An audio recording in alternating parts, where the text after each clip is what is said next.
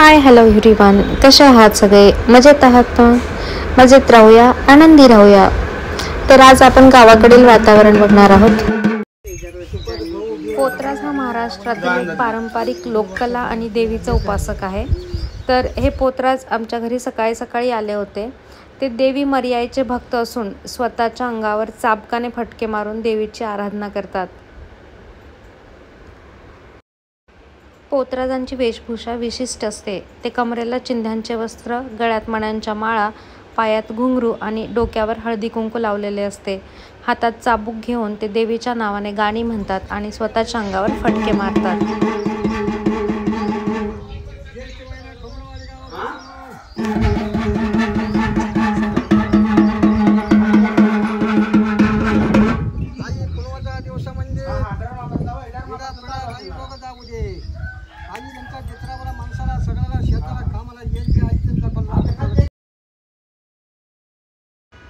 देवीची पूजा करून झाल्यानंतर आम्ही मस्त आमच्या शेतामध्ये गेलो आणि शेतामध्ये आंब्याच्या झाडाला खूप छान असे आंबे लागले होते. तर ते आंबे काढायचे होते, त्यासाठी आम्ही आमच्या शेतामध्ये गेलो आणि तुम्ही इथे बघू शकताय खूप छान असे हिरवेगार आंबे आहेत. वातावरण अगदी फ्रेश होतं. मॉर्निंग टाइम होता. मी, माझे वडील, भाऊ आणि वहिनी सगळेच मिळून शेतामध्ये गेलो होतो. वाव, मस्त आंबे दिसत आहेत. आजीने मी लहान असताना 3-4 प्रकारची आंब्याची झाडे रानात लावलेली आहेत. अगदीच गोड आंबे लागतात त्याला. आणि माझे वडील इथे आंबे उतरवण्यासाठी एक आकडा तयार करत आहेत. त्याने अगदी अलगदपणे आंबे उतरवता येतात. तुम्ही बघू शकताय आंब्याच्या चारही बाजूला अगदी भरभरून असे आंबे लागलेले आहेत आणि याला पाड पण लागलेला आहे.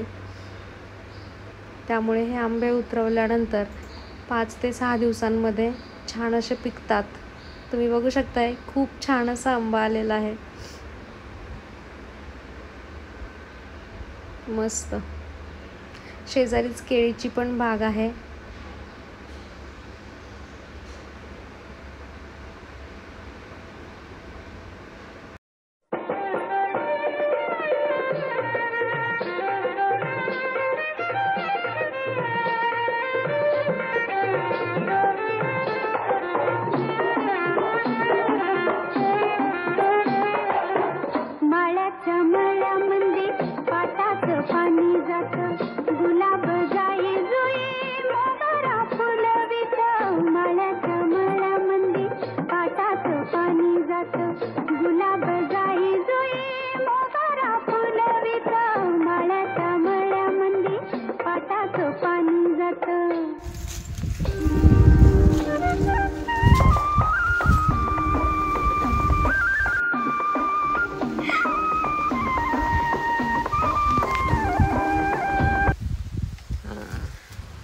तात्या आणि ऋतुजा पण आंबे उतरवण्याचा आनंद घेत होते.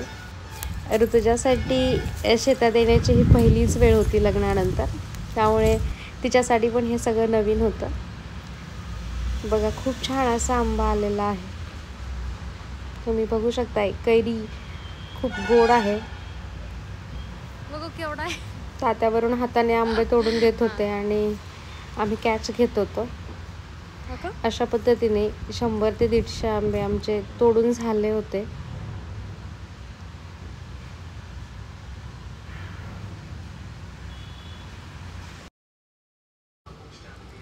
शेतीमध्ये आमच्या वेगवेगळ्या प्रकारची फळांची झाडं आहेत. आंबा, केळी, पेरू, चिकू, रामफळ, सीताफळ अशी वेगवेगळ्या प्रकारची झाडे अवेलेबल आहेत. त्या सीझनमध्ये सीजनल फ्रूट्स खायला भेटतात. हे गावाकडचं एक वेगळंच अनुभव आहे. तर अशा पद्धतीने आमचे भरपूर असे आंबे तोडून झालेले आहेत.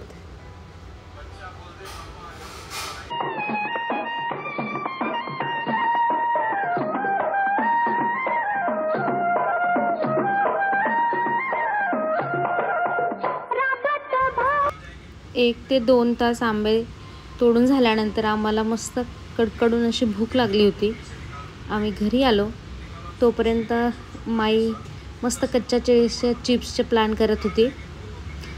तुम्ही खाली बघू शकताय, दिसतंय तुम्हाला मस्त केळीची बाग आहे. त्याला छान असे केळीचे घड लागलेत. तर आम्ही कच्च्या केळीचे चिप्स बनवायचा प्लॅन करतोय.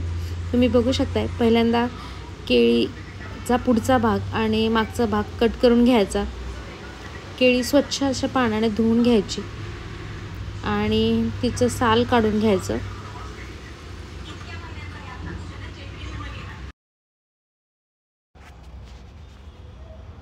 कच्च्या केळीचे चिप्स अगदी कुरकुरीत लागतात. तुम्ही ते सॉल्टी करू शकता किंवा स्पायसी पण बनवू शकता.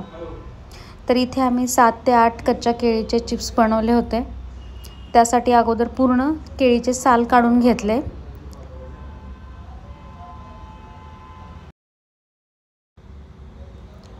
तुम्ही बघू शकताय, केळी पूर्ण रेडी आहे.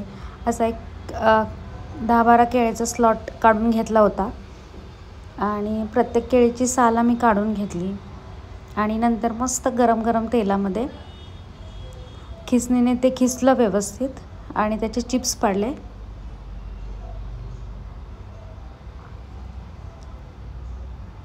मीडियम हीटवरती 4 ते 5 मिनिट पूर्ण क्रिस्पी होईपर्यंत कॉन्स्टंटली हे हलवत राहायचं.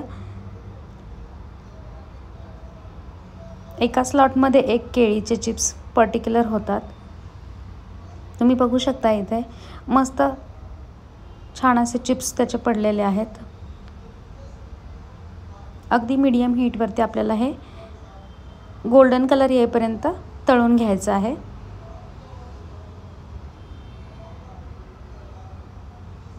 तुम्ही बघू शकताय, खूप छान असा कलर त्याला यायला लागला आहे. अगदी कुरकुरीत असे चिप्स आपले तयार आहेत. आता सेकंड स्लॉटसाठी मी दुसऱ्यांदा चिप्स पाडत आहे.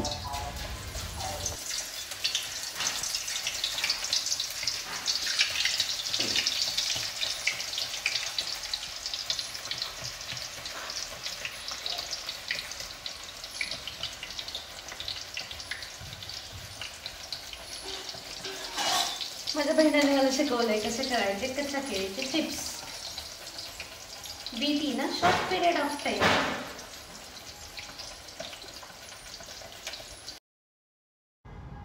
सेकंड स्लॉट पण माझा रेडी आहे.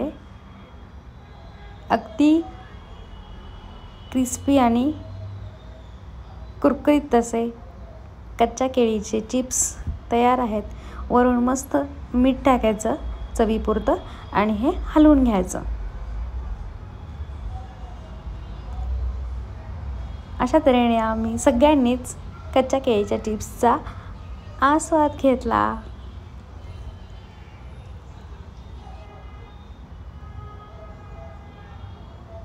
Thank you guys for watching this video and subscribe my YouTube channel for such blogs.